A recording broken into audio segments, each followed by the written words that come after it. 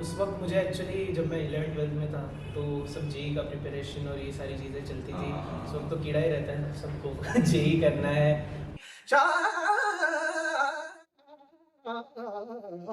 गंगन डारो जाम जी गोरी बे रंगन डारो जाम जी गोरी बे पैरी लई।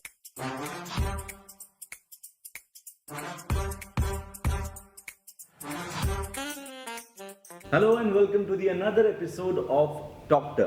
And today we have one engineer, one singer, and one good son, I can say. जिसने multiple television platforms पर अपनी एक छाप छोड़ी है और साथ ही इंडिया को तो मैं ज़रूर कहूँगा बट स्पेसिफिकली महाराष्ट्र में जिस तरीके से अपनी फ़ैन फॉलोइंग को बढ़ाया है और अपना जिस तरीके से गानों से लोगों को एंटरटेन किया है, ऐसे शख्स के साथ मैं आज बैठा हूँ. So I am sitting with very close friend of mind, Kaivalya Kechkar. कैवल्य भाई, बधाई हो हमारे इस डॉक्टर के इस पर्टिकुलर शो में.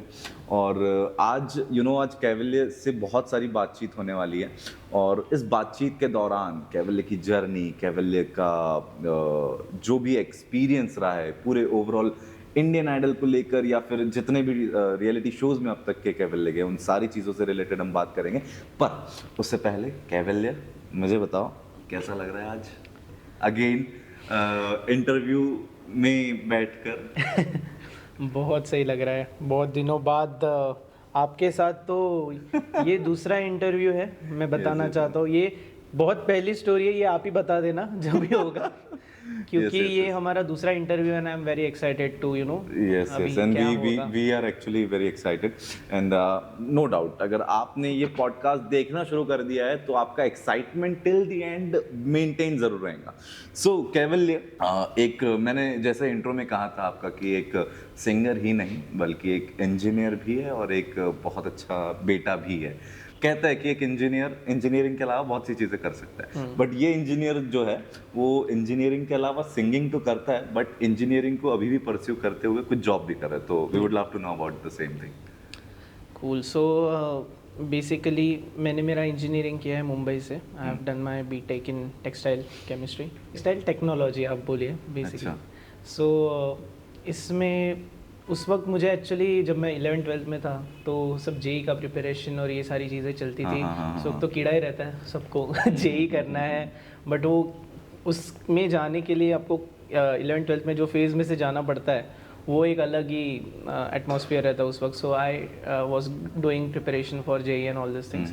सो उस वक्त ये सब करने के बाद first year I joined in U D C T Mumbai में एंड केमिस्ट्री थोड़ा बहुत इंटरेस्ट था. सो आई वाज लाइक कि चलो लेते हैं, इंजीनियरिंग ही करना था क्योंकि घर का ही बैकग्राउंड वैसा था. मेरे पापा भी इंजीनियर थे. अरे वाह. हाँ, so he was a mechanical engineer. तो फिर मुझे था कि चलो करना तो इससे रिलेटेड ही, और मैथ्स थोड़ा बहुत ठीक था. बट फिर फर्स्ट ईयर में जाने के बाद ऐसा लगा कि भाई ठीक है, ये थोड़ा सा हमने जैसा सोचा था उससे ज़रा ज़्यादा ही एडवांस चीज़ें चल रही है यहाँ पे.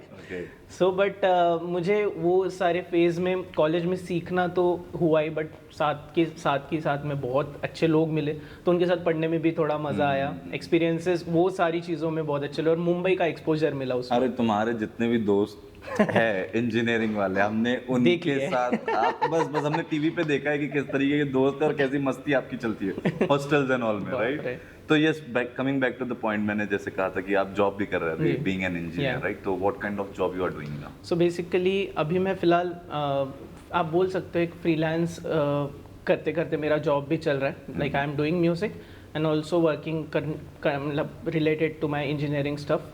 और वहाँ पे मैं काम कर रहा हूँ फिलहाल.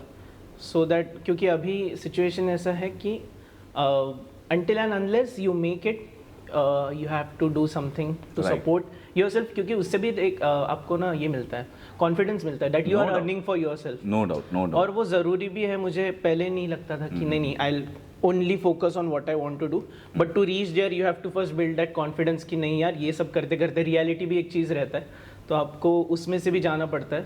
So I am pursuing that as well.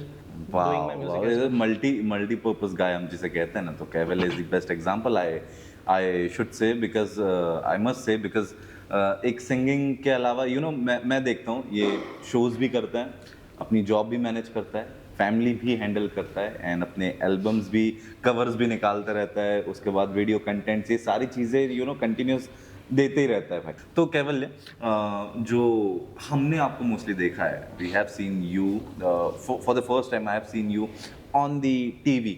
मतलब हम घर में खाना खा रहे थे सभी और इंडियन आइडल चल रहा है, मेरे पिताजी को काफ़ी पसंद है और वो इंडियन आइडल लगा के बैठ जाते थे जब भी चलता है। तो we started watching TV and उसमें परफॉर्मेंसेज आते गए। आई सॉ कैवल्य केचकर का performance, I literally saw that performance and performance होने के बाद कुछ समय बाद मुझे आपके एक फैन से मैसेज आता है कि सर आप ना कैवल्य केचकर का इंटरव्यू लीजिए। And that time I was doing shows, live shows जो होते हैं वहाँ से। तो उस टाइम मुझे पता चलता है कि कैवल्य केचकर ही है भाई ये। And that's how I approached कैवल्य कि भाई एक इंटरव्यू लाइव शो करते हैं एंड कैवल्य बहुत अच्छे दिल के इंसान है, तो इन्होंने अग्री किया और उसके साथ हमने एक लाइव शो किया। तो तब तक के मुझे बहुत सारी चीज़ें पता चल गई थी। अब यह सारी चीज़ें मैं आपसे ही जानना चाहूँगा यार। तो कैवल्य, आपने बताया अभी कि एजुकेशन में आप इंजीनियरिंग किए, तो पापा भी इंजीनियर रह चुके हैं। तो मेरा क्वेश्चन है कि ये फिर सिंगिंग वाला कीड़ा कहाँ से है? सो सिंगिंग तो बेसिक मैंने सारा जो भी है मम्मी से सीखा है। हाँ। बिकॉज मेरी मम्मी जो है she is M in music और विशारद किया है उन्होंने। वाओ। सो मैंने बेसिक जो भी था मेरी म्यूज़िक का वो सब चीज़ें मम्मी से ही सीखा है। एंड देन उसके बाद मैंने अपने गुरुजी जो है सुभाष कशाकर जी, पंडित सुभाष कशाकर एंड देन पंडित चंद्रकांत तिम्मई, इनसे सीखा म्यूज़िक अच्छी Nice. तरीके से प्रॉपरली। किस किस दौर की बात कर रहे हैं आप, कब सीखा? मैंने तो शुरू किया होगा मैं 10th 9th 8th में था। 8 से मैंने प्रॉपरली ट्रेनिंग, उसके पहले भी मैं सीख रहा था 5th स्टैंडर्ड से, जैसे जैसे मुझे पता चला, मम्मी को पता चला। तो स्टार्टिंग में मुझे मम्मी ने ही सिखाया सब चीज़ें एंड देन उसके बाद मैंने गुरुजी उनसे सीखा। क्या बात है। तो by the age of 15-16 I guess आपके जीवन में आपके गुरु का एक इम्पोर्टेंट रोल रहा है म्यूजिक बिल्कुल, सिखाने में। बिल्कुल। सो कैवल्य, ये इंडियन आइडल का भी कुछ नहीं पूछूंगा, अब मैं सीधा स्ट्रेट टू द पॉइंट आता हूँ। मुझे बताओ कि इसको, म्यूजिक को एज अ करियर बनाने का डिसाइड आपने कब किया? ऑनेस्टली सोचने अगर जाऊँ ना मैं, तो जब से मैं म्यूजिक कर रहा हूँ ना, इट वाज नॉट समथिंग कि मैं ऐसा सोच के चल रहा था कि ओके इससे कुछ तो अर्न होगा इसलिए मैं करूंगा। Of course it is something that is back of the mind of every middle class person कि भाई अपन कर रहे हैं तो उसका कुछ आउटपुट आना चाहिए। बट म्यूजिक एक ऐसी चीज है ना, अगर आप आउटपुट के लिए ही करोगे ना तो क्रिएटिव स्पेस में बहुत कमतरता, प्रोडक्टिविटी कम हो जाती है। अच्छा। और मुझे जैसे जैसे मैं शोज में गया ना, उसके बाद मेरा और उसमें क्रिएटिव स्पेस बढ़ने लगा कि लोग मेरे से बहुत ज्यादा क्रिएटिव शोज है, में गया as in like reality shows and everything. तो मैं ऑनेस्टली बताऊँ तो मैंने इसके पहले बहुत ऑडिशंस दिया है।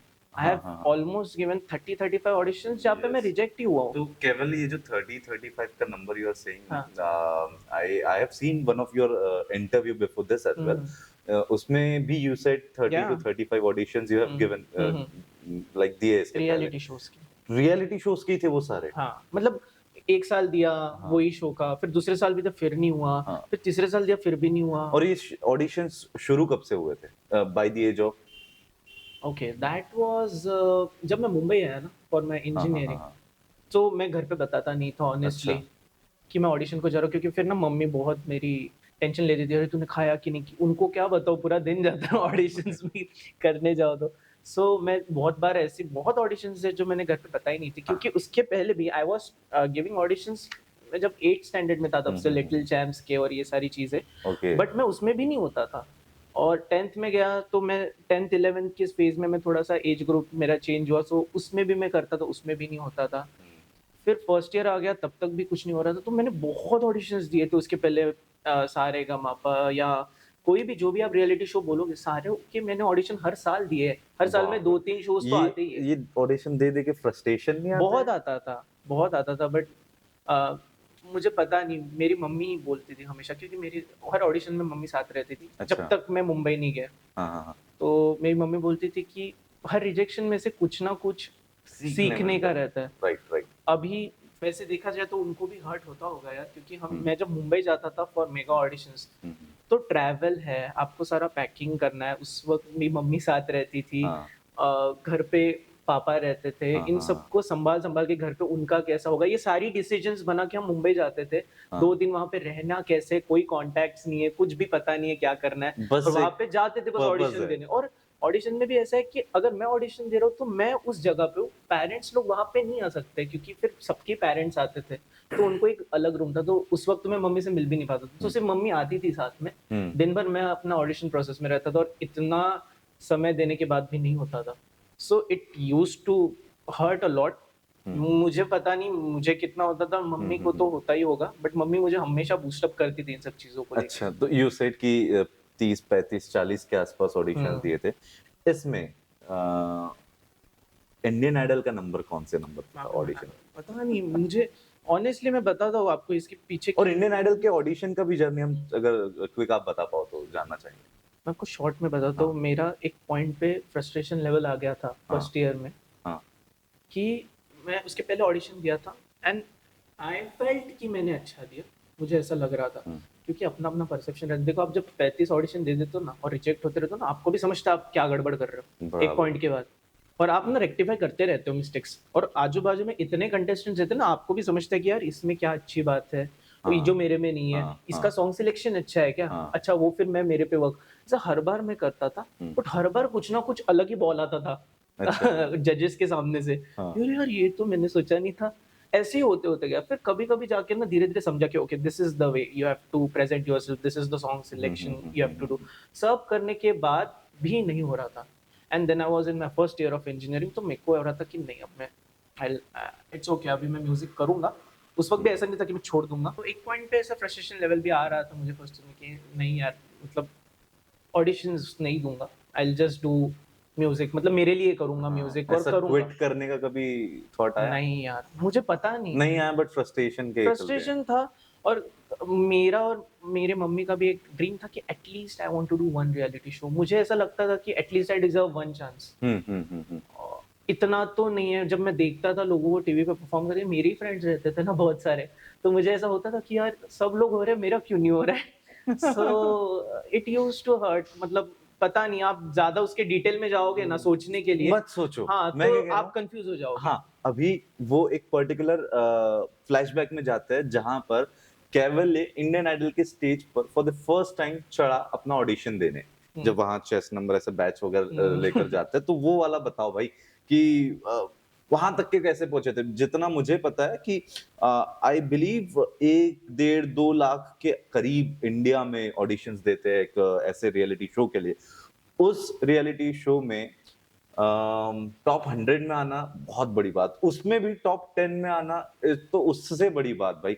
और आप उसमें टॉप 10 में थे, तो वो ऑडिशन से मैं शुरू करना चाहूंगा कि कैसा रहा था वो। मैं वही बोल रहा हूँ कि वो ऑडिशन के पहले भी, उसके पहले वाला जो ऑडिशन है वो ज्यादा इम्पोर्टेंट है। तो टोटल कितने ऑडिशन होते हैं इसमें? नहीं, आइडल के तो बहुत होते हैं, हाँ, अगर आप पर्टिकुलरली, मैं बोल रहा हूँ कि इसके पहले जो मैंने शो किया था, हाँ, हाँ, हाँ, हाँ, हाँ, इट वाज द पॉइंट जहाँ पे मुझे ऐसा लगा कि ओके ना, हाँ। जब इसके पहले मैंने एक संगीत संगीत सम्राट सम्राट शो किया था Zee, Marathi, if I'm not Marathi wrong, show right? किया था। Yes, yes, yes. उस वक्त मैं बोल रहा था कि मुझे बहुत फ्रस्ट्रेशन फील हो रहा है, एंड हाँ, दैट शो केम, और हाँ, नागपुर में उसका ऑडिशन हुआ, I didn't go to that audition, मैं नहीं हम्म, गया, क्योंकि मेरे को लगा नहीं, मेरा नहीं होगा। बट हम्म, उस वक्त मुझे फिर पता चला कि जज जो कर रहे हैं हम्म, वो राहुल देशपांडे सर है, and okay, I was a big fan of him. हम्म, मैं बहुत सुनता था क्लासिकल गाने, हम्म, पंडित हम्म, बसंत राव देशपांडे हम्म, और राहुल देशपांडे सर के गाने। हम्म। तो मुझे फिर से वो जागती है ना थोड़ा अंदर हाँ, में वो आर्टिस्ट की इच्छा जागरूक हो कि गई। यार करते हैं यार एक बार, अभी हाँ, तो राहुल चलो लेट्स सर गिव है। It a try. मैं 18 तारीख को, शायद अगस्त या कभी तो ऑडिशन था, मैं हम्म, मम्मी को बोला, लेट लेट मी गो, मैं अकेले जाऊंगा। बोले कैसे रहे, बोले देख लेंगे, कुछ तो करेंगे, बोला मैं जाता हूँ। मैं गया audition, I just went through the process, कुछ सोचा भी नहीं, दिन भर वहां पे था, अपना अपना किया, किसी से कुछ बात नहीं। ऑडिशन होते गया, फिर मेरे को वो, जब आप रिजेक्ट होते रहते हो ना, तो दिमाग में वही चलता है, यहाँ पे तो रिजेक्ट हो जाऊंगा मैं, हाँ ये इधर हो गया, अच्छा अगले ऑडिशन में तो रिजेक्ट है हाँ, कंफर्म, अच्छा मेगाज में हो गया, यहाँ पे रिजेक्ट हो। ओ यही भाई आता था। तो कभी कभी ना वो रिजेक्शन का इतना चिल ले लेते हो ना कि आपको टेंशन नहीं रहता है कभी कभी कि आता हाँ है। मेरा होएगा ही नहीं, तो क्या हाँ, टेंशन। तो मैं वो थॉट प्रोसेस में था यार, कि पता नहीं उसकी वजह से हुआ या मैं सोच कम रहा था। कभी कभी आप बहुत खुद के दिमाग में सिनेरियोज इतने बना लेते हो ना, कि मैं जाऊंगा तो ऐसा होगा वैसा होगा वैसा होगा, उसकी वजह से ही आप स्टेज पे जाने से पहले पैनिक हो जाते हो और फिर डर जाता है इंसान, सही। शेक होता है अननेसेसरी। तो शायद मैं उस थॉट प्रोसेस में था नहीं उस वक्त, तो आई परफॉर्म विद थोड़ा फोकस, कॉन्फिडेंस, इतना टेंशन। वहां से शुरू हुआ, मेरे को बिलीव नहीं हो रहा था कि मैं शो में सिलेक्ट हो गया, and in that show I went into the top 5 of that reality show. तो मेरे को बिलीव ही नहीं हो रहा था कि ये हो रहा है, एंड इसकी वजह से फिर कॉन्फिडेंस है कि okay this was our dream. एक छोटा सा एक पड़ाव था, मैं एक बोल दूंगा कि platform, मेरे को मिला, right, प्लेटफॉर्म मिला। Then Indian Idol Hindi happen. तो हिंदी की स्टोरी ऐसा है कि हिंदी के लिए तो मैं कब तक ही रेडी नहीं था कि मेरा नहीं होने वाला है ये, दिस वाज। तो रीजनल और नेशनल का वही डिफरेंस, मुझे ऐसा लग रहा था कि नहीं रीजनल में तो मैं हो जाऊंगा, नेशनल इतने लोगों में हर जगह, पंजाब दिल्ली, इस बार भी सेम थिंकिंग थी कि हुआ तो ठीक, नहीं तो ऐसा कुछ। हाँ, तो मैं कभी उसके बाद में सोचना ही छोड़ दिया वो, कि मेरे को ऐसा इस बार तो बहुत क्लियर तो था। मुझे कट टू दी पॉइंट, मुझे सीधा ये बताना, इंडियन आइडल के टॉप 10 तक के आने के लिए कितने ऑडिशंस दिए? ओके। ऑलमोस्ट 7 ऑडिशंस होंगे उसके पहले। फर्स्ट आपका 6 से 7 ऑडिशंस तो हुए होंगे उसके 6 to पहले, 7 auditions before coming on television. Okay. First audition round देखने से पहले, उसके पहले, हाँ ऑडिशन राउंड के पहले, ऑडिशन राउंड के पहले 7 ऑडिशन।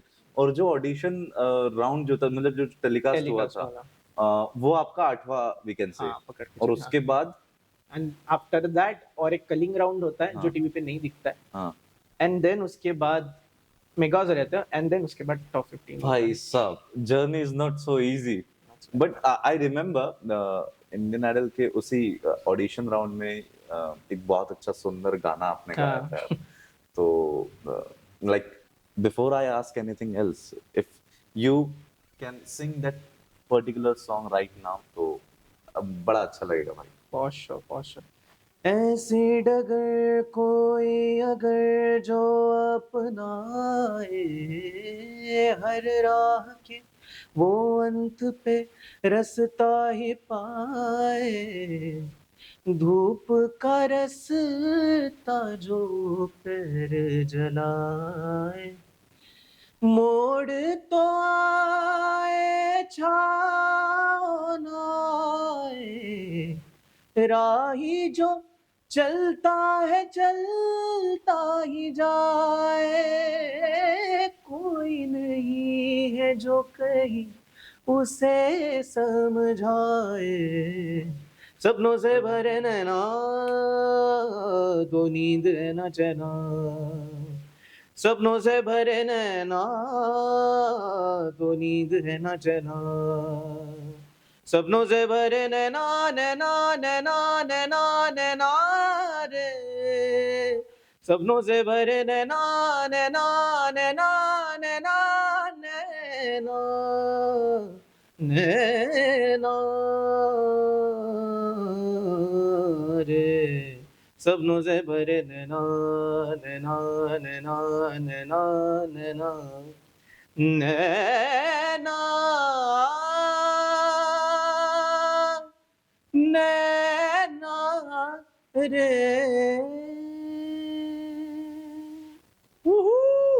Thank you. जो देख रहा है वहीं से तालियां बजा दो, ऐसा मोबाइल रख के तालियां बजाओ, फिर पॉडकास्ट वापस से रिज्यूम करो। यार बहुत बढ़िया यार कैवल। मैं पर्सनली कैवल्य का भाई एक बड़ा फैन भी और एक अच्छा मित्र होने के नाते मैं ये नहीं कहूंगा कि कैवल्य बहुत बढ़िया अभी गाया है, बट एक चीज जो कैवल्य को यूनिक बनाती है, वो इसके गाने के अलावा ये मैंने देखा है बाकी सिंगर्स भी करते हैं कि स्टेज पे गाते भी है, नाचते भी, कूदते भी। कैवल्य पूरी फील के साथ गाता है। बहुत से लोग गाते हैं पर कैवल्य में अलग, अभी भी और आज से 3 साल पहले भी ऐसे ही गाया करता था, मतलब पूरा फील ले रहा है, आंख बंद करके सारा झोंक देता है उसमें। तो yes, coming back to the point Kaivalya, ये तो था आपका ऑडिशन में जो परफॉर्म किया था सॉन्ग, और उसके बाद और इसके बाद भी कैवल्य का इंडियन आइडल मराठी में भी योगदान रहा है, उसमें भी इसने पार्टिसिपेट किया था। तो केवल मैं दोनों चीज़ों को मर्ज करके ना, अब बिकॉज़ वहाँ पर बहुत सारी परफॉर्मेंसेज़ आपकी हुई हैं। इस परफॉर्मेंसेज़ के दौरान इतने सारे सेलिब्रिटीज़, सिंगर्स जो बॉलीवुड इंडस्ट्री में, म्यूज़िक इंडस्ट्री में कहीं न कहीं बहुत अच्छे लेवल पे, सभी से आपको एप्रिसिएशन भी मिला है और एक जजमेंट के तौर पे कुछ ये भी टिप्स भी मिली है। तो मुझे वही चीज़ें जाननी है कि सबसे बेस्ट एप्रिसिएशन आपको किन के द्वारा मिला है? ऑनेस्टली सबसे बहुत कुछ सीखने को मिला है, but most memorable memory most memorable thing that happened to me in the reality show was Indian Idol Marathi. वो मैं भूलूंगा ही नहीं कभी ये चीज, एंड वो छप गई है दिमाग में। When I sang one song, Anuradha Paudwal ji आई थी हमारे शो में, और इंडियन आइडल मराठी में अजय तुम जी जज थे। एंड मैंने गाया था एक गाना, टाटू में कंठे तो करके, एक मराठी गाना है। I sang that song. So basically वो गाना जो कंपोज किया, उसका arrangement and everything was done by her husband, okay okay, Arun Paudwal. So मैंने वो गाना गाया था, एंड आफ्टर द सॉन्ग इतनी शांति हो गई ना सेट पे, and she just called me. मैं मुझे 2 मिनट यहाँ पे आओ बोले उन्होंने, उनके पोडियम के पास बुलाया, बुलाना चाहूँ, एंड उन्होंने बस मुझे यहाँ पे फोरहेड पे किस किया, मुझे बहुत आशीर्वाद दिया उन्होंने। एंड मुझे बिलीव ही नहीं हो रहा था ये क्या हो रहा है या कैसे, और अपने आप रोना निकल गया। इट वाज समथिंग, वो कभी कभी ना सेट पे इतना शांति हो जाता है ना कि आपको वो अपने आप होता है। एंड देन कुछ भी नहीं हो रहा था सेट पे, शांति हो गया था, तो उनको सहन नहीं हो रहा था, तो शी जस्ट वेंट, या वो चले गए, and for 30-45 minute show was, मतलब बंद हो गया था हमारा शो। एंड वो मुझे ऐसा अलग ही फील हो रहा था उस पॉइंट पे कि did I do something. I have seen that episode जहाँ पर मैम चले जाते हैं स्टेज छोड़ के, और you are crying at that moment, और उस टाइम इवन तो जजेस भी कोई कुछ बोल नहीं पा रहे कि चल क्या रहा है, हम भी देखने वाले व्यूअर्स भी शॉक थे कि क्या एग्जैक्टली हो रहा है। तो ये चीज मैं एक्चुअली पूछने वाला भी था, तो उसके बाद क्या हुआ? उसके बाद एक्चुअली जैसे मैंने बोला, शूट बंद हो गया था, एंड देन कुछ भी, मतलब हमारा तो वहाँ पे जजेस भी नहीं थे एक्चुअली, वो सब उनको संभालने गए थे। एंड देन आफ्टर दैट ये सब चीज़ें क्लियर ऑफ करके स्टेज पे आए, एंड अजय अतुल दादा, उन्होंने फिर जैसे एक नॉर्मल शो का एक प्रोसीडिंग्स रहता है, ज़्यादा उस टॉपिक पे ना बात करते हुए, then we show you know, show को आगे हाँ, उन्होंने भी मुझे फिर थोड़ा ब्लेसिंग्स दिया। राइट। और एक शंकर महादेवन जी के साथ भी कोई मोमेंट था? हाँ यार, because he is my favourite singer no, तो मैं जानना चाहता हूँ कि प्लीज क्या क्या मोमेंट था? सो बेसिकली मैं जब कॉलेज में था, तो मैं कॉलेज इवेंट्स में बहुत परफॉर्म करता था, मतलब मुंबई मुंबई का बहुत ये रहता है ना, नागपुर से आया तो कि नहीं, मुंबई में फिल्म इंडस्ट्री है, you have to go to different auditions, meet new people. तो मैं बहुत मूड इंडिगो इधर उधर कॉम्पिटिशन्स में जाता था। तो एक कंपटीशन थी सिम्फनी आइडल करके, जो शंकर महादेवन एकेडमी के थ्रू कंडक्ट की गई थी। सो मैं गया ऑडिशन देने, पहले उसका ऑडियो मतलब वीडियो भेजना था, and then finale was happening. So वहाँ पे मैं फर्स्ट आया, एंड देन कॉन्जिक्यूटिवली 2 साल में फर्स्ट आया उस कंपटीशन में। सो जब आप फर्स्ट आते हो तो उनका ऐसा था कि you will get to have a virtual conversation face to face with Shankar sir. Okay. वो बाप रे, मेरे को तो वो स्टार्टिंग में हुआ नहीं, उसको बहुत टाइम लगा कंपटीशन के बाद। बट जब वो हुआ ना, तो मुझे बिलीव ही नहीं हो रहा था कि मैं सच्ची में आपके सामने परफॉर्म कर रहा हूँ। मैंने उनका ही गाना गाया, मराठी मूवी में का गाना गाया एक्चुअली। कटार काळजात उसकी एक मूवी है जिसका उन्होंने यू नो मूवी, हाँ मतलब नाटक है वो बेसिकली, उसका भी मूवी बना है, उसमें उन्होंने गाने किए। सो मैंने उनके सामने वो क्लासिकल गाना गाया था, तो he was also very impressed. ये फर्स्ट एक इंटरेक्शन हुआ, देन मैं सेकंड भी जीता था कंजिक्यूटिवली, तो उसके बाद फिर एक इंटरेक्शन हुआ मेरा उनके साथ। एंड देन मैंने उनको बताया कि सर आपसे पहले भी बात हुआ है, तो उस वक्त उन्होंने बोला कि आई थिंक आगे जाके हम डेफिनेटली कभी ना कभी मिलेंगे। So that was a big compliment, और उनसे आना, I really consider him as an idol for me in music. में बहुत मानता हूँ उनको और उनके म्यूजिक को। So it was a dream come true moment. अभी लेट्स सी कब वो फेस टू फेस मोमेंट, वो तो मैं कहाँ चला जाऊंगा पता नहीं जब वो होगा। जल्दी हो गया यार, मतलब वर्चुअली उन्हें देखना और उसके बाद में मिलना, Yeah. एक्साइटमेंट थोड़ा लंबा रह सकता है तब तक इससे मजा आ रहा है पर हाँ, और ये तो बूस्ट करेगा भैया कि चलो ठीक है आगे और बढ़ना है और बढ़ना है। तो ये हो गया आपका एक एक्सपीरियंस, लाइक Yeah. एक बहुत अच्छा आपके रियलिटी शो से मिला हुआ आपको एक experience. Coming back to the point, judgement भी आपको डिफरेंट जजेस ने बहुत सारे अलग अलग तरीके से टिप्स एंड ट्रिक्स दिए होंगे, तो आप उसी में से कोई एक ऐसा बताइए जो लगता है कि नहीं यार ये जज बहुत स्ट्रिक्ट है, इसने हमेशा मेरी टांग खींचा है, या फिर अगर मैं कितना भी अपना बेस्ट दिया हूँ तो उसमें 100% में से 0.1% ये जज ने मेरा किया है, तो वो जज कौन, मतलब आप बताना चाहेंगे? अच्छा, मुझे सबसे ज़्यादा मैं बोलूँगा कि टिप्स आप जो बोल सकते हो, मैं ये नहीं बोलूँगा स्ट्रिक्टनेस है, क्योंकि सब चाहते हैं कि आप बेटर ही करो। Right, आप right. जब परफॉर्म कर रहे हो तो किसी का ये तो मन में नहीं रहता है जजेस का कि अरे, सबको यही रहता है बेस्ट होना चाहिए सामने वाले का, and for that they give. So मुझे सबसे अच्छे टिप्स तो अजय अतुल सर से, नॉट कंपेयरिंग एनीबॉडी, हाँ। बट मुझे बहुत सीखने को मिला है। एंड उन्होंने मुझे हर गाने पे जो भी चीज़ बोले है वो बहुत डिटेल में बात की है।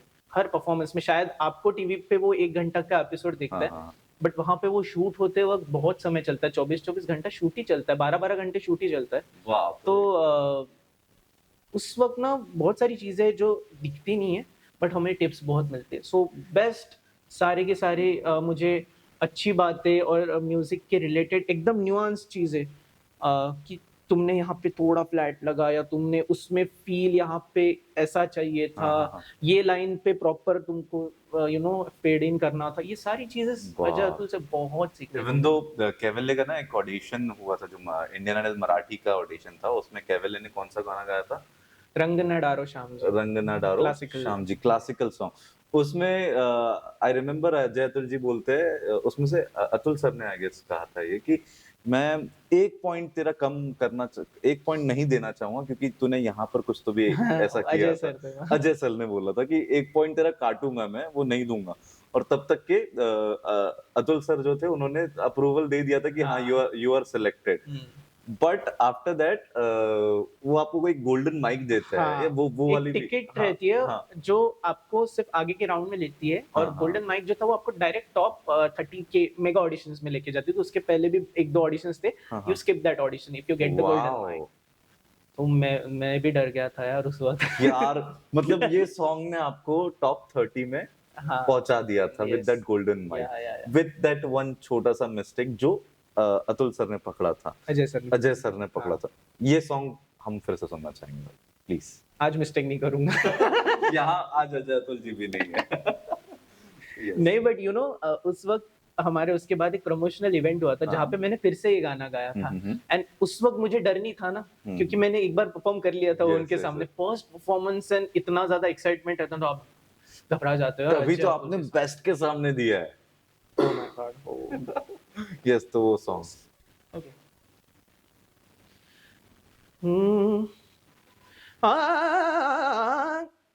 Okay, I take it once more. हाँ, हाँ, हाँ, हाँ।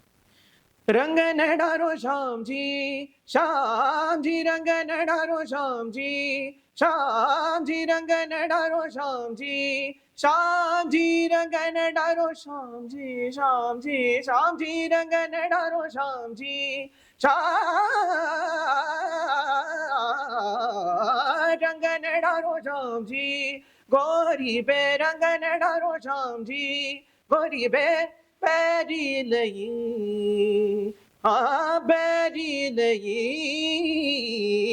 बैरी नहीं, दे नहीं सारी बैरी नहीं, दे नहीं सारी सगी सहल खस कर देगी गारी, रंग न डारो श्याम जी, श्याम जी रंग न डारो श्याम जी, श्याम जी रंग न डारो श्याम जी।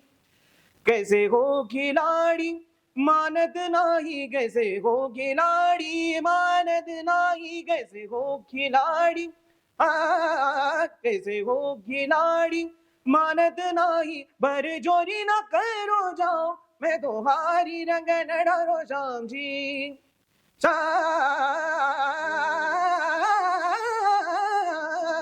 रंग न डारो श्याम जी, रंग न डालो श्याम, रंग न डालो श्याम, रंग न डालो देना। माय गॉड भाई, मैं बताना चाहूंगा यार, I am feeling so proud that I am sitting with cavalier right now, not just because you know कि ये इंडियन आइडल में रहा है, बट बिकॉज जिस तरीके का गाना ये अभी गाया है, यू नो, थोड़ा सा गूज बम भी आ रहा है और फिर इतना ब्लश भी कर रहा हूँ, मुझे खुशी हो रही है यार, मैं इसके साथ बैठा हूँ तो मुझे लिटरली बहुत अच्छा लग रहा है। सो ये था आपका इंडियन आइडल मराठी में का ऑडिशन वाला Yes. सॉन्ग। हाँ। वहां भाई इसे ना लाइव सुनो, आप कभी आप लाइव सुनिए, ऐसे मत, मतलब टीवी पे एक अलग एक्सपीरियंस आता है, बट ऐसे सुन के तो नो डाउट हमें तो भैया मैं कहूंगा फुल पैसा वसूल है ये podcast. Okay, experiences reality show से कलेक्ट करने के बाद ऐसा तो लगता होगा ना भाई कि एक कुछ खास क्वालिटी है मुझ में जो मुझे बाकी सारे सिंगर से, अपने कॉम्पिटिटर से और बाकी सारे लोगों से यूनिक बनाती है। एक ऐसी कोई सिंगर वाली क्वालिटी जो आप में है, ऐसा आपको लगता है, वो शेयर कीजिए प्लीज। मुझे लगता है परसिस्टेंस ही एक चीज़ है जो मुझे तो अलग करती है। मैं बिलीव करता हूँ ये, सिंगिंग वाइज तो सबका अपना अपना स्टाइल है यार। मैं जो गाता हूँ वो शायद कोई और ना गा पाए, बट वो जो गाता है वो मैं कभी गा ही नहीं पाऊंगा। ये तो अपना अपना यूनिकनेस है, बट आगे आपको वो चीज़ ले जाती है, वो है आपकी परसिस्टेंस और परसिवरेंस। मैं वो समझ के चलता हूँ दैट कभी ना कभी वो दिन आएगा जब मेरा नाम रहेगा, एंड वो होगा, and I am working towards it. वो कब होगा इसका मैं सोच भी नहीं रहा हूँ अभी, but it is something that I want to do it. Internal अपने को एक आवाज आता है ना, बस वही फॉलो करे जा रहा हूँ। इट्स नॉट अबाउट मैं दिल दिमाग कुछ कुछ मैंने सोचना ही छोड़ दिया इन सब चीज़ों के बारे में। It is something that I want to do, that's it. So I believe कि मैं उतना हिम्मत रखता हूँ, and I take all the risk to do it. Very nice. Again my next question is कि कैवलियर, हमने बहुत सारे ऐसे आर्टिस्ट देखे टीवी पर, अगर मैं लेना चाहूँ तो एक मेरे बहुत इंडियन आइडल के फेमस और बहुत अच्छे सिंगर मेरे दिमाग में अभी भी उनका नाम है, स्वरूप खान। आई डोंट नो कि किस सीजन से वो बिलोंग करते हैं, बट वो क्या क्या इंसान थे यार। भले वो शो नहीं जीत पाए, बट आज भी मैं फॉलो करता हूँ, मैं देखता हूँ कि वो उनके शोज कैसे चलते हैं। तो पर उसके अलावा भी ऐसे काफी सारे सिंगर्स हैं जो शोज में आए, रियलिटी शोज में आए, और उसके बाद का उनका पोस्ट लाइफ हमें पता ही नहीं चलता है। तो ये सही समय हो सकता है कि मैं आप ही से पूछूं, because you are the participant of Indian Idol Marathi, Indian Idol Hindi, then Sangeet Samrat. तो एक उसके बाद की लाइफ कैसी रही है आपके लिए? थोड़ा किस तरीके से इजी हुई है, किस तरीके से डिफिकल्ट हुई है, क्या चेंजेस आए, अगर ये आप हमें बताएं तो। रियलिटी शो के बाद मुझे ये लगता है, फिर से मैं वही बोलूँगा कि परसिस्टेंस और परसिवरेंस ये बहुत इंपॉर्टेंट चीज़ है जो सब लोग नहीं कर पाते। रियलिटी शो के बाद जो हम बोलते हैं, क्योंकि वो तो आपका एक फर्स्ट स्टार्ट है यार, वहाँ से आप लोगों के सामने एक्सपोज हो रहे हो। उसके बाद क्या, उसके बाद यू हैव टू वर्क, और वो अचानक से नहीं होगा। सोनू निगम एक दिन में थोड़ी बनता है यार, या श्रेया घोषाल आप एक दिन में नहीं बन सकते हो, एक महीने में भी नहीं। You have to work for years and years. जब आपको जाके कोई तो बोलेगा, रिकॉग्नाइज करेगा कि नहीं इसको मैं पता है इसको काम दूंगा तो 0 एरर रहेगा, ये लेवल पे पहुंचने के लिए पहले बहुत मेहनत करना पड़ता है। एंड वो मेहनत में करते वक्त ना बहुत सारी चीज़ें फैमिली वाइज, अपनी लाइफ वाइज, हम जैसे जैसे बड़े होते हैं मेंटेलिटी चेंज होती रहती है, बहुत सारी चीज़ों को लेकर नज़रिया बदलता है, तो हम डिस्ट्रैक्ट हो जाते हैं। बहुत बार मुझे भी फील होता है कि यार सच्ची में सही है क्या ये सब चीज़ें। बहुत डाउट्स आते हैं एज एन आर्टिस्ट, बहुत डाउट्स आते हैं, बट फिर उन्हीं में से तो निकल के अगर आप एक चीज़ पे फोकस नहीं करोगे ना कि मुझे ये करना है, तो आप हर बार कहीं ना कहीं भटकोगे। ये मेरा थॉट है, मुझे नहीं पता ये मैं बहुत ज्यादा बड़ों जैसी बातें कर रहा हूँ या कुछ। तो मुझे ऐसा लग रहा है कैवल बहुत प्रैक्टिकल आपने आंसर दिया। मेरा जो सवाल था ना, वो सवाल मात्र इतना है कि एक रियलिटी शो से निकलने के बाद जो लाइफ एक जो आर्टिस्ट की होती है, अगर वो परसिस्टेंट रहा अपनी चीज को कंसिस्टेंसी मेंटेन रखा, ये आपका आंसर था। But again my question is कि रियलिटी शो हो गया, उसके बाद किस तरह की लाइफ यू गाइस लिव? यार लाइफ अच्छी होती है यार। अभी लोग रिकॉग्नाइज करते हैं हर आर्टिस्ट का, तो वही एक सपना रहता है कि अपने आर्ट को लोग रिकॉग्नाइज करें। हाँ। हम इतना मेहनत करते हैं हर चीज को लेके, अपने आर्ट को लेकर। जब वो रिकॉग्नाइज होता है और लोग पहचानते हैं हमको एज हमारे नाम से, हमारे पेरेंट्स को हमारे नाम से पहचानते हैं, सो इट्स अ फीलिंग। और बहुत चीजें बदलती है उसके बाद। लोग आपको उस तरीके से नहीं देखते। आप रोज बाहर खेलने जाते थे, अरे ये देखो, ऐसा नहीं बोलते। अभी हाँ। बोलते हैं ये इंडियन आइडल में गया था, या वाह। ये शो में गया था, ये वो है। चार लोग आके फोटो खींचते हैं। इट इज, हमको मेंटली सही लगता है ये सब चीजें सुनने में, बिकॉज वी लिव इट। हाँ। हमको वो चाहिए कि हम वो स्टार लाइफ जिए। तो केवल ये ऐसा कोई फैन मोमेंट भी रहा होगा ना कि यार मतलब बहुत क्रेजी वाला जो फैन मोमेंट शेयर कर सको? क्रेजी तो कम ही हुए हैं यार मेरे साथ, बट हुए हैं। मेरे से ज्यादा मेरे दोस्तों के साथ ज्यादा हुए हैं यार। उन हाँ। लोगों के बड़े मजे हैं। मैं गया था मद्रास कैफे, हमारे माटुंगा में। वहाँ पे मैं रुका था बाहर में खड़ा मेरे दोस्त के। दिस वाज जब आइडल चालू था, मैं जस्ट दोस्तों को मिलने गया था शायद से आइडल के वक्त।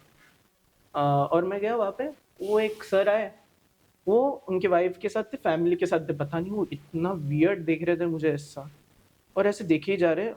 और मेरे को लगा इन्होंने वो बहुत गलत चीज रहती है यार, तुम रिकॉग्नाइज भी करते हो और फिर तू ऐसे ऐसे घूर भी भी रहे देखते हो और आते भी नहीं हो पास में पूछने के लिए कि कौन है। अब मैं करूँ तो करूँ क्या, जाऊँ तो जाऊँ कहाँ? हाँ, और ऐसे देख रहे हैं। तो मैं अपने दोस्त से बात कर रहा हूँ, भाई पता नहीं देख तो रहा है, मतलब शायद पैसा दिया है।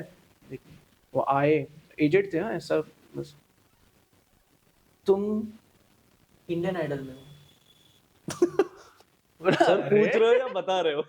ऐसे हाँ, अगर ये कमी बोल लो तो ना तो से अरे बाप रे, ये क्या तरीका है। अरे वाह। फिर उनकी वाइफ को बुलाया उन्होंने। मैं तब से इसको बोल रहा था हाँ, कि कि हाथों ये से ना है। हाथों से है। हाँ। और ये आपके दोस्त है ना, ये भी टीवी पे डांस कर रहे थे उस दिन। ये तो मेरा भाई दोस्त, साहब, बाप रे, अरे मेरे पे पहचान लिया मेरे को, पहचान तेरे से लिया। ज्यादा मेरे को पहचान। बाप रे, वो बहुत फनी इंसिडेंसेस अरे हुए वाह हैं। वाह वाह। एक दो ऐसे तो बहुत ही विचित्र से होते हैं कभी कभी, बट मजा आता है। मजा आता है। ठीक है। ओके। तो इसके बाद जो यही अभी फैन की मैंने अगर बात किया है, तो आपका फैन बेस या फिर फ्रेंड्स का या फिर फैमिली का, हर तरीके से जो सर्कल रहा है आपका, इनका सपोर्ट आपको किस तरीके से रहा है हमेशा जीवन में? बहुत ज्यादा रहा है यार। मतलब शायद आइडल और ये सारी चीजें तो मैं उस वक्त कर रहा था जब मैं हॉस्टल में था। तो हॉस्टल में तो आपको पता है बॉयज हॉस्टल, हॉस्टल का हाँ, क्या सीन रहता है। बॉयज हॉस्टल में कहाँ हम ये सारी चीजों में बात करते हैं। यहाँ पे तो गाली गलौज और एक दूसरे को मार पीट, बस यही सब चालू रहता है हॉस्टल में। इन सब चीजों में से मैं आइडल कर रहा था, और ये तो खुश हो गए कि हमको भी बुला रहे हैं। वाह। बोले तो और क्या चाहिए? वो तो सब एकदम खुशी से सेट पे जाके अपना अपना मजे मजे, मतलब वो बाद में बोलते भी थे कि भाई इतना देर रुकना पड़ता है, हमको पैसे चाहिए देर से, इन सब चीजों की इतना देर मेहनत कर रहे हैं हम लोग। अच्छा केवल एक एक चीज बताना, ये पूरा इंडियन आइडल हो गया या फिर उसके बाद, शूट के बाद जब कॉलेज गया वापस दोस्तों से बोला पार्टी तो मांगे ही होगे पक्का?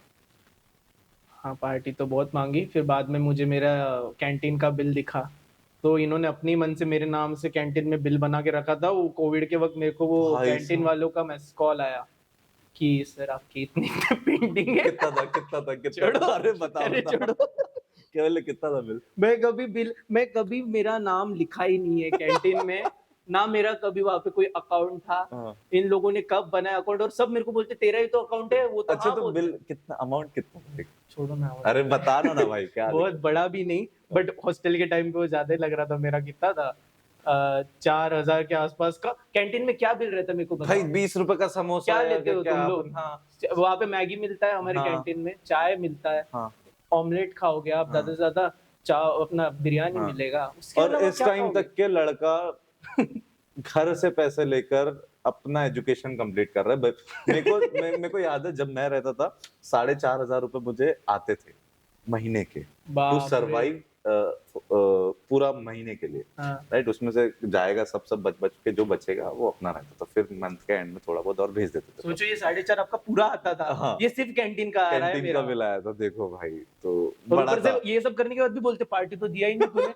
अरे अच्छा ठीक यार, मेरा ये जो सवाल है, इतने जो रियलिटी शोज में सारे इतने एपिसोड किए, उसमें सिमिलरिटीज कोई एक दिखी है? कि पूरे सभी सभी चीजों में यही यही चीज कॉमन हो रही है, या फिर एट द एंड ये कंपटीशन ही है जिसमें एक विनर फाइनल होता है, बट इनमें सभी में कोई एक सिमिलरिटी अगर आप बताना चाहो तो कौन सी हो सकती है? सिमिलैरिटी तो बहुत है ना, बहुत सारी चीज़ें, फॉर्मेट भी आपका सेम है एंड आपको गाने भी ऐसे सिलेक्ट करने हैं जो लोगों को पता हो। हम्म कभी कभी क्या रहता है, हमको लगता है हमको ये बेस्ट आता है, बट पर आप वो परफॉर्म नहीं कर सकते हो क्योंकि मतलब अगर आप शो को कंसिडर करोगे तो शो वर्ल्ड वाइड जा रहा है या रीजन वाइज जा रहा है, तो वहाँ के लोगों को पता तो रहना चाहिए मोस्ट ऑफ द टाइम आप क्या गा रहे हो। तो सॉन्ग सिलेक्शन बहुत, मैं तो मान के चलता हूँ, मैं सबको यही बोलता हूँ जो भी ऑडिशन है, सॉन्ग सिलेक्शन आपका बहुत ज़रूरी है। और सॉन्ग्स इसलिए, जैसे coming back to your question की similarities, kind of songs, genres of songs जो आप सिलेक्ट करते हो वो सिमिलर सिमिलर रहते हैं, because at the and it's a entertainment show. Singing show भी आप बोलोगे तभी भी it is for the entertainment purpose, लोग सुनने चाहिए आपकी म्यूजिक, तो लोग तभी सुनेंगे जब उनको पता तो हो आप क्या गा रहे हो। उनको पता ही नहीं है और आप गाए जा रहे हो तो बहुत बार वो चीज़ें समझती नहीं है। सो मुझे लगता है गाने का चॉइस और फॉर्मेट ओवरऑल, जजमेंट और ये सारी चीज़ें, it is all same similar in all the shows. या ओके ओके। अब ना मैं एक इसमें छोटा सा गेम खेलना चाहूंगा केवल, और वो गेम है सीधा सा यार, बहुत मतलब क्विक आंसर्स आपको देने, रैपिड फायर इसका नाम है। मेरे पास कुछ सवालों की लड़ी रहेगी वाह वाह। और उसको मैं सीधा आपके ऊपर छोड़ने वाला हूँ और आपको तुरंत से फायर बैक करते हुए जवाब देने हैं अपने फटफट, ठीक है? ठीक तो है। Ready for the game? Yes. Let's start with the first question. Your favourite जज फ्रॉम इंडियन आइडल? अजय तो Wow. Favorite song you performed on the stage? दाटू न कंठे तो Wow. Favorite musical genre? Classical. Classical. A song that brings back a specific memory for you? ये थोड़ा, I think it's also दाटू न कंठे तो, it brings out that entire scene that happened on that day, so उससे बहुत मुझे याद Okay. Favorite singer? Favourite singer Arijit. Male. Favorite female singer? अभी की आप पूछ रहे हो? हाँ. Recent times it's Shreya Ghoshal. Shreya Ghoshal. Yeah. And one word to describe your Indian Idol journey? Entertaining. Your college life was? Fab. Your friends are? Crazy. Okay. And Nagpur is? For you, Nagpur is? Love. And Mumbai is? Second love.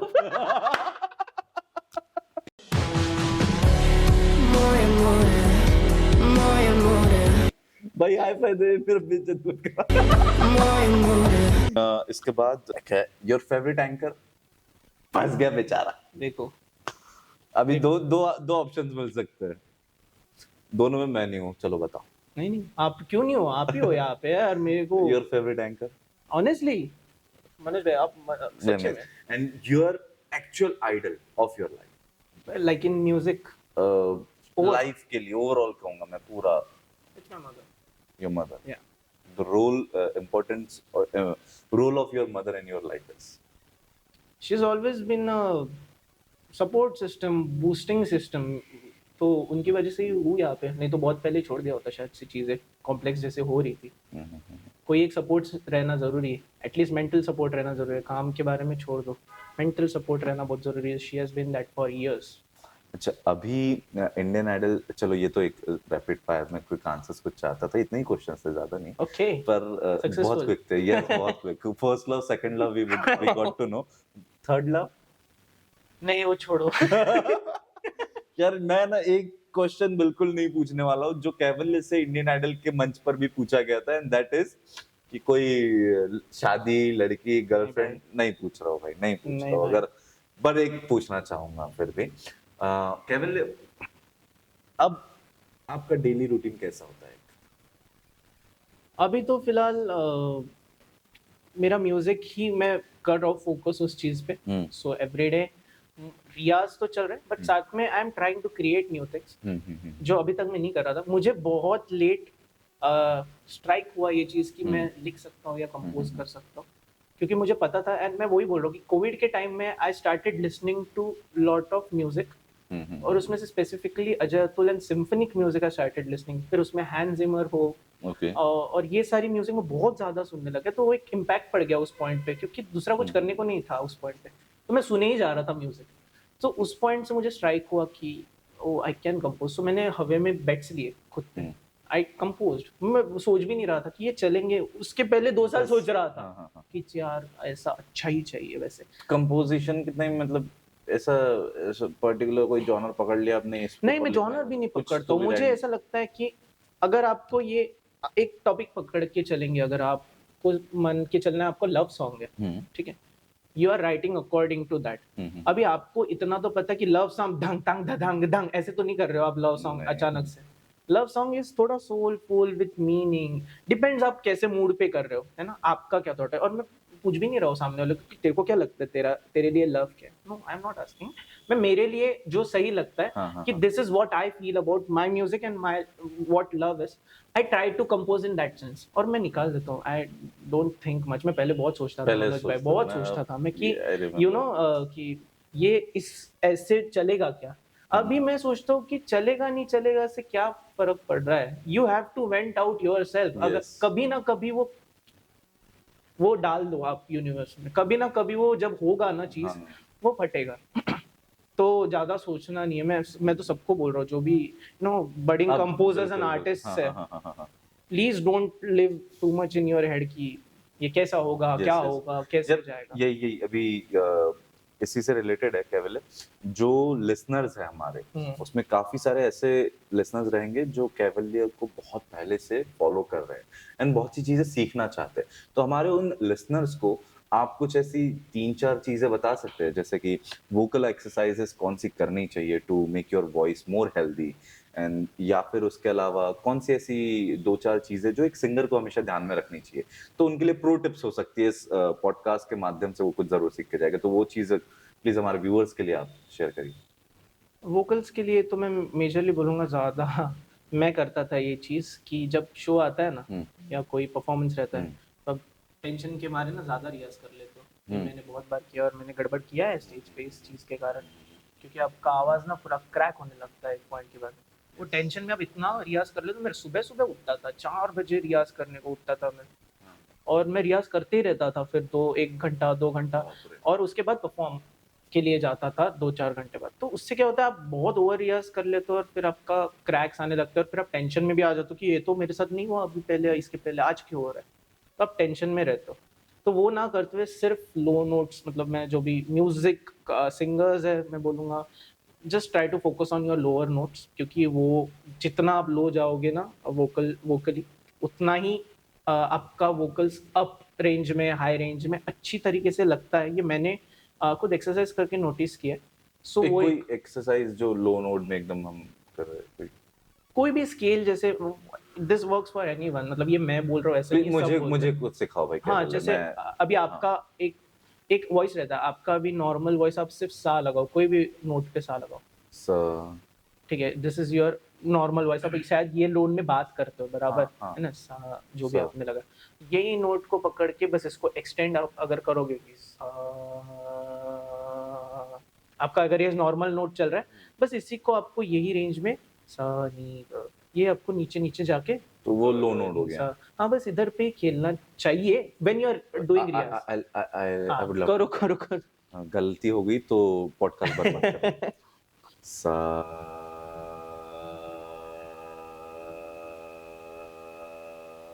Nice, yes, ये ऐसे ही बस with थोड़ा open सा। सा जो भी सुन रहा है बेस सुनो इनके वोकल्स का, क्या बेस आ रहा है एकदम। हाँ, बेस तो बहुत प्यारा है। तो यही नोट को लेके आपको बस ये रेंज में, जो रेंज में आप कंफर्टेबल हो ना, वो रेंज में प्रैक्टिस करना चाहिए। जैसे म्यूजिक में बहुत नोट्स है, बट लोगों को क्या लगता है, आजकल मैं सच्ची में ट्रेंड बताता हूँ कि सबका ऐसा हो गया कि हाई नोट्स जो गाते हैं वो भाई, क्योंकि सुनने में सही लगता है ना when you are reaching that high note, but उसके पहले लोग नीचे का भी तो आवाज एकदम पतली हो जाएगी। हाँ, और कुछ कुछ लोग हैं जिनका लगता है बहुत अच्छी तरीके से ओपनली गाते हैं, क्योंकि वो प्रैक्टिस भी वैसा ही है उनका, है ना। तो एकदम से आप पकड़ने को चलते हैं, आपका वॉइस वैसा है ही नहीं शायद, आपका टेक्सचर, अगर आपका वॉइस पकड़ो, आपका वोकल अब बेस ही है। आप ये जोन में बहुत अच्छा कुछ कर सकते हो, बट नहीं, आपको कुछ तो विचित्र सा करना है, क्योंकि टीवी पे तो वो देखा है, वो मस्त गाता है, यही गाना करूंगा मैं। तो फिर तो दिक्कत फिर हो जाएगा। आपका यूनिकनेस खत्म हो जाता है। तो हाँ। वो सब नहीं करना चाहिए। मैं बोल रहा हूँ आपके लिए जो बेस्ट है ना, हाँ बेस्ट रियाज इज कम थोड़ा बात करने का। हाँ हाँ जब आपको परफॉर्म करना है, ओके गर्म पानी पियो, ये तो सब बोलते हैं। एंड लो नोट्स की प्रैक्टिस। लो नोट्स से क्या होता है, स्टेबिलिटी आता है वॉइस में। जैसे आप ये अगर सा लगाओगे ना बहुत बार, तो कॉन्स्टेंटली लगाने के बाद में एक वॉइस में स्टेबिलिटी आता है, नोट्स में स्टेबिलिटी। नहीं तो सा ऐसे होते रहता है। वो स्टेबल लगने के लिए बहुत रियाज लगता है।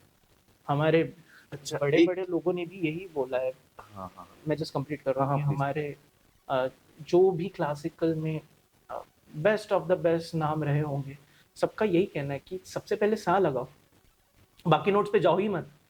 बहुत सारे ऐसे एग्जाम्पल है इंडियन क्लासिकल म्यूजिक में, जिन्होंने साल साल भर सिर्फ सा की प्रैक्टिस की है, सिर्फ सा टू की मेक इट प्रैक्टिस की, perfect. To make it perfect, तब तक गए नहीं दूसरे नोट पे।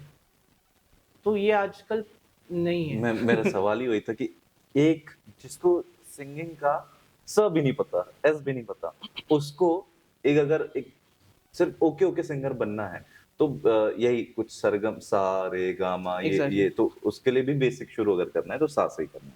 हाँ, तो उसकी वोकल एक्सरसाइजेज है बेसिकली। हाँ आप एक बार अगर वो किसी के भी पास जाओगे तो मुझे लगता है वो बेसिक एक्सरसाइजेज सारे गा मा पा धा नि सा धा नि धा पा मा गा रे सा, ये सारी, फिर इसको ये आकार में गाओ, फिर उसके साथ सा रे रे गा मा मा, ये सारी एक्सरसाइजेज, सा रे गा मा गा मा पा धा, सा रे गा मा गा मा पा धा नि सा, ये सारी एक्सरसाइजेज है जो आप धीरे धीरे करके टेम्पो पे, पहले सा रे गा मा, ये सारी धीरे धीरे एक्सरसाइज करते करते फिर उसका टेम्पो बढ़ता है। जैसे आपका टेम्पो बढ़ना शुरू हो जाता है वर्ड्स के साथ, फिर आप आकार में करो आ, फिर ऐसे इसे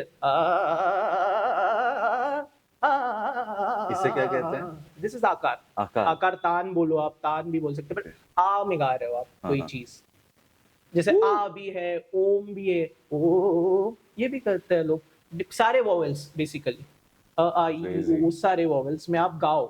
सो उससे वोकल्स क्लीन होते रहता है। आपकी जो अटकते हैं ना कभी कभी बात करते करते, मेरे साथ तो बहुत होता है, मुझे हाँ। खराश आ जाती है। हाँ हाँ हाँ you have to do this, but वो रेंज में जहाँ पे आपका वॉइस क्रैक ना करे, आपकी नॉर्मल रेंज में जैसे आप बात करते आज मैं ये सवाल पूछने के पीछे का मकसद मेरा यही था कि व्यूअर्स के लिए बाद में पहले मैं सीखना चाहता था, और आज मैं फ्री में बहुत कुछ सीख चुका हूँ भाई।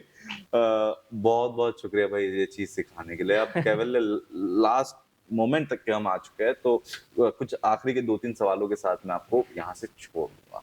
बट वो सवाल जो रहेगा, जिस तरीके का म्यूजिक अभी आप कंपोज कर रहे हैं या फिर आगे करेंगे, तो या फिर गाते हैं, इन सब से कोई एक पर्टिकुलर मैसेज आप पोर्ट्रे करना चाहते हैं क्या? जैसे यू सेड कि अगर मैं लव से रिलेटेड कुछ, प्यार से रिलेटेड कुछ गाना लिखूंगा या फिर किसी और चीज से रिलेटेड कोई गाना लिखूंगा, तो कोई एक मैसेज कन्वे करने की कोशिश आप कर रहे हैं क्या? अगर मैसेज कन्वे नहीं हो रहा है तो फिर आप क्या कर रहे हो, मुझे ये भी लगता है। आप गाने किस लिए बना रहे हो फिर? You have to show your unique identity yes through yes your yes song. Yes yes yes ये जरूरी है। कोई भी गाना आप कंपोज कर रहे तो आपकी उस गाने पे छाप होना बराबर। जरूरी है। अभी वो यूनिकनेस ढूंढने को बहुत टाइम लगता है। तो इसका मतलब ये नहीं कि आप जब वो मिलेगा तब मैं कंपोजिशन शुरू करूंगा करना, ये नहीं हो सकता। आप किसी चीज को पकड़ो, यू ट्राई। मुझे बताओ, ट्रायल एंड एरर ही तो है सारी चीजें। शायद आज मैं कंपोज करूंगा 10 गाने, नहीं सुनेगा कोई, बोलेगा मुझे कि यार ये इसके जैसा साउंड कर रहा है। आप एकदम से यूनिक कुछ क्रिएट करना, इट्स गॉड गिफ्टेड अगर हो भी गया तो। बट उसके लिए आप रुक नहीं सकते कि जब वो होगा ना, जब मेरे को मास्टरपीस मिलेगा, then only I will release. उससे क्या होता है ना, आप डिले करते हो डिले करते हो डिले करते हो, एंड देन आपको समझती भी नहीं है ये चीजें वर्कआउट कैसे करती है, एंड देन आप सिर्फ फोकस करते रहते हो for the best, and you do not go through that journey. Eight the and journey important है, सब यही बोलते हैं और मैं भी मानता हूँ, जर्नी बहुत वही इंपॉर्टेंट है। तभी तो कहावत तब है आपको कि गलतियां मंजिल में समझेगी। क्या रखा है मेरे दोस्त, असली मजा तो सफर में ही आता है, और वो सफर इज गलतियां इम्पोर्टेंट। समझेगी कैसे? You have to work, you have to fail, that's it. मैं तो वही मंत्रा पे चल रहा हूँ। ओके, तो इतनी सारी एक्सरसाइजेज हमें बता दी कैवल्य, बहुत शुक्रिया। और ना मैं एक और चीज पूछना चाहूंगा भाई कि आपका जो इंडियन आइडल का जर्नी था हिंदी का स्पेसिफिकली, तो वो कोविड के पहले था, राइट? मतलब शो भी जो हुआ कोविड के पहले ही चल के समाप्त हो गया। और एक्चुअल में एक आर्टिस्ट के लिए ये बहुत बड़ी बात होती है कि अगर इंडियन आइडल से निकल रहा है और उसके बाद ना मल्टीपल वेज ओपन हो जाते हैं, बराबर। वो आपके लिए नहीं हो पाए थे बिकॉज ऑफ कोविड, शोज वहां पे नहीं हो रहे थे। तो क्या यह चीज आपके लाइफ में इफेक्ट करी है या नहीं? बहुत इफेक्ट करा है एक्चुअली, क्योंकि मैं बोलूँगा कि वो एक गेटवे था टू चेंज समथिंग जिसके लिए हम शो में आए थे। हाँ। जब आपको एक नाम मिलता है तो आप उसको चाहते हो कि वो आपको ज़्यादा से ज़्यादा लोगों तक पहुंचा पाए। Yes yes. But suddenly Covid hit और सारी की सारी जो भी प्लानिंग्स थी, शोज थे, वो everything got cancelled. And then वो बढ़ते बढ़ते मेरे फैमिली में भी बहुत इश्यूज हो गए। देन उसके बाद मेरे मम्मी पापा दोनों को कोविड हो गया। मैं मुंबई में था। Then I had to come back and then they both were in hospital, क्योंकि मैं जा नहीं पा रहा था कंटेनमेंट जोन के कारण, तो उनको डायरेक्ट उस टाइम हॉस्पिटल। आइडल हो चुका था? उस टाइम हाइडल हो चुका था, जस्ट थोड़े हाँ, समय हाँ। पहले हुआ था। ओके। एंड फिर मैं इधर पे चालू हो गया ये सब चीज़ें, तो I had to come back to Nagpur. और जैसे ही मैं उसके बाद तो फ्लाइट्स भी शायद बंद हो गई थी। So fortunately I came back to Nagpur. तो ये दोनों मम्मी पापा दोनों एक महीने तक हॉस्पिटल में ही थे and I was alone at home. तो मैं कॉन्स्टेंटली कॉल्स पे रहता था इनके साथ, बट उनको हो रही थी परेशानी। तो समझ में नहीं आ रहा था ये कैसे, मेंटली समझ में नहीं आ रहा यू था आर कि द डील ओनली कैसे person to take care of I am the only all the person, things. क्योंकि दीदी थी, बट दीदी बैंगलोर में थी तो वो भी हाँ। आ नहीं सकती थी, बंद ही था सब। तो I use to go to the hospital. मैं कुछ भी खाने का या कुछ भी फूड, ये सब चीज़ें लेके जाओ। Then I use to come back, then again every day. That was happening for 1 month. उसके बाद भी जस्ट मम्मा केम, क्योंकि मम्मी को थोड़ा बेटर है, पापा को स्टिल बेटर नहीं था। तो वो डर रहे थे क्योंकि आजू बाजू में पीपल वर डाइंग ऑलमोस्ट, आजू बाजू में यस इतना, यस यस। उसके कारण डर रहे थे। तो वो बोले कि नहीं, मुझे लेके जाओ। तो देन थोड़े समय बाद उनको भी हम लेके आए। एंड देन मुझे लगा था कि ओवर द पीरियड, क्योंकि सब चीज़ें मेडिकेशन ये सब चीज़ें हो गई है, but my father could not recover out of all this. मेरी मम्मी तो भी थोड़ा ठीक हो गई, बट माई फादर आफ्टर उसके 1 साल बाद भी वो रिकवर ही नहीं हो पा रहा था। नहीं उनका नहीं। चेस्ट डैमेज हो गया था, लंग डैमेज हो गया था। And we tried everything. I tried almost every doctor जिनके पास भी मैं लेके जा सकता। आई ट्राइड एवरीथिंग, बट वो नहीं हो पा रहा था, चीज़ें वर्कआउट ही नहीं हो पा रहा था। और मुझे ना उस चीज़ के कारण I was getting very isolate. बात करने की मन नहीं करती है जब आप मेंटली स्ट्रेस रहते हो ना। मुझे मेडिकेशन ही दिख रही थी, मेरे को सारी मेडिकल दवाइयाँ पता चल गई थी कि इनकी क्या है क्या नहीं। तो उन सब चीज़ों में से मैं निकल ही नहीं पा रहा था। तो म्यूज़िक भी नहीं हो रहा था उस वक्त। तो आई जस्ट वॉज लाइक कि नहीं, छोड़ो, जब तक ये हो। तो ये सब चीज़ों में ना कभी कभी अच्छा भी हो रहा था, पापा okay better better better better, then again down down down better better. ये सब चीज़ों में ना अप डाउन ही चल रहा था, समझ में नहीं आ रहा था। सो रिसेंटली लाइक उनका अभी बहुत बढ़ गया था ये सारी चीज़ें। तकलीफ भी बहुत हो रही थी, देखी भी नहीं जा रही थी ये सब चीज़ें। एंड देन इन लास्ट अभी यही साल के मई में ही पास रहे। तो शौक की, शौक भी क्या मैं समझूं, मुझे समझता नहीं कभी कभी इन चीज़ों को मैं कैसे बोल दूं कि कभी सोचा ही नहीं था डील कैसे करना है ये सब चीज़ें। It just happened with me and I feel very bad कि जब उनका समय था वो सब चीज़ें करने का, and when I am trying my best to do something for myself in this industry, he is not there to see all this to be and there. to see my success, I will say। क्योंकि ये होगा कभी ना कभी और उनके आशीर्वाद से ही होगा। But it has been a very tough phase, ये सब चीज़ें इन सब चीज़ों को डील करना। बट आई थिंक मुझे ज़्यादा अभी जो चीज़ें, I want my mother to be happy and I just want to take care of her. जितना कर सकता हूँ खुद की तरीके से, जितना समझता है, जितना पापा ने समझा के रखा है, वो सब चीज़ें करूँगा। And I will try my best to be as good as possible and support myself also mentally and my mother also mentally। So it has been a tough phase and abhi to I am trying to come out of it। and अगर आप negativity में कब तक रहोगे, you have to at the end आपको काम करना है। You can not just sit idle thinking about the past. And my father also used to say the same कि बढ़ो। So I will do keep doing that thing. Post Covid जो symptoms थे वो पापा में कुछ ज्यादा थे, right? Yes yes yes, and just because of that ज्यादा बीमार रहा करता था। बहुत बीमार रहा करते थे। कैवल्य, एक यार कोई ऐसी चीज बताना चाहोगे क्या, मतलब पापा की, जो लगता है कि आपके लाइफ में हमेशा आपको सपोर्ट साथ देने वाली है, मतलब पापा ने हमेशा ये चीज़ कही और मैं इसको प्रूव करके रहूँगा, ऐसा कुछ? मेरे पापा ने मुझे हर बार मेरे पापा बहुत डिसिप्लिन थे एक्चुअली, हर चीज़ को लेके बहुत ज़्यादा डिसिप्लिन। मतलब उनका, वो हॉस्पिटल में भी थे ना, तो वो मुझे बताते थे कि ये चीज़ ये कबर्ड में, ये खाने में जाके यहाँ पे रखी है, इतना। और वो हाथ भी नहीं लगाने देते थे वहाँ पे, उनको पता था वो कहाँ पे। इतना डिटेल्ड उनका रहता था। तो he was very discipline and he was always teaching me the same कि तुमको डिसिप्लिन रहना पड़ेगा, you know, if you want to achieve something, ये सब चीज़ें। तो आई थिंक मैं कभी भी कुछ करता हूँ ना, अगर मैं थोड़ा सा भी ऐसा रिलैक्स बैठा हूँ या कुछ कर रहा हूँ ना, तो वो अचानक से स्ट्राइक होता है कि why why are you doing this. See, I just want to know, I just want to understand this thing कि एक कोई ऐसी चीज जिस जो लगता है आपको कि पापा के होते हुए मैं नहीं कर पाया, बता सकते हो कुछ?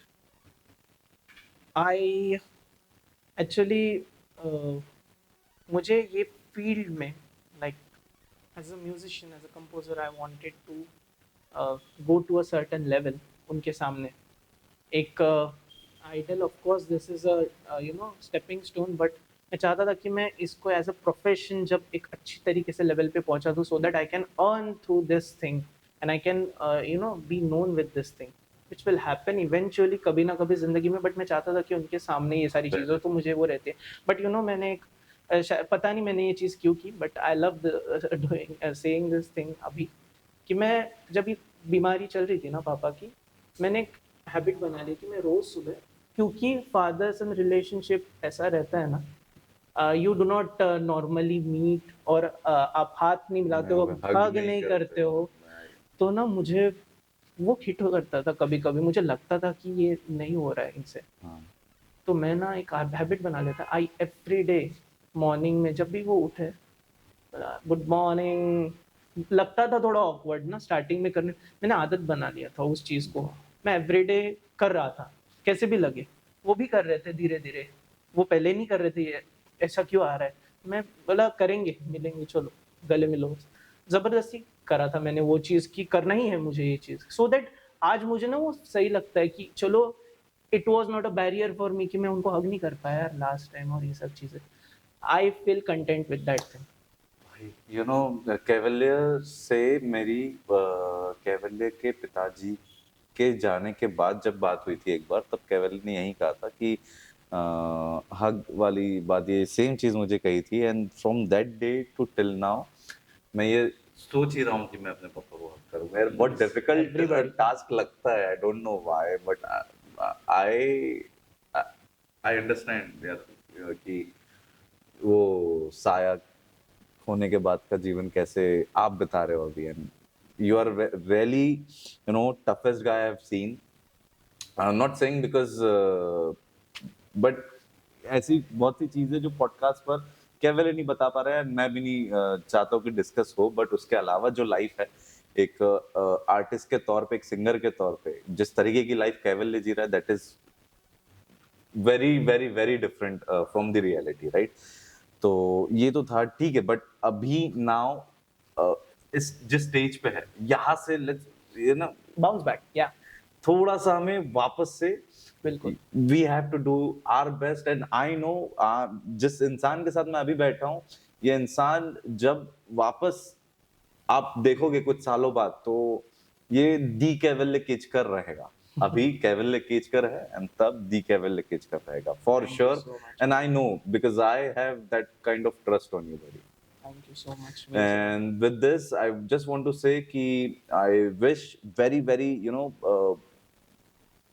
गुड थिंग्स कि आपके साथ होते रहे और जीवन में बहुत सारी कामयाबी मिले। जब भी जीवन में कभी भी भाई ऐसा मौका आता है कि यू नो लग रहा है कि यार किसी की जरूरत है, I am always there to like consider me as Thank your you so brother. And I would love to always help you with everything and I am expecting the same from you because for sure. ऐसे artist friend मिलना जीवन में बहुत जरूरी भी होता है। So it was great having you in this podcast, Kaivalya. We had a great fun. I hope कि आपको भी इस podcast के दौरान काफी अपनी बातें रखने का भी मौका मिला है। बिल्कुल। और अगर इस पॉडकास्ट के माध्यम से अपनी ऑडियंस को, आपके व्यूअर्स को और किसी को भी अगर कुछ कहने का मौका मिले, तो कैमरा आपके लिए, ऑडियंस दर्शक आपके, और ये मंच भी आपका, तो प्लीज।